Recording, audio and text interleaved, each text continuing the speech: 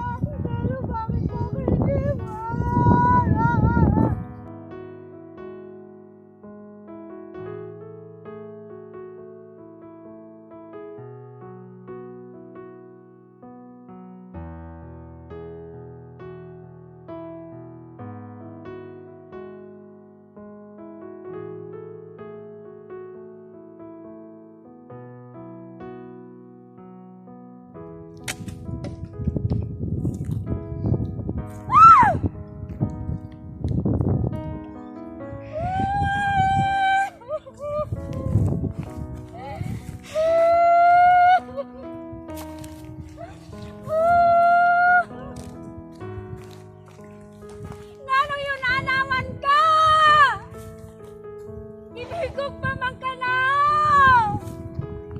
Hain naman ka karon!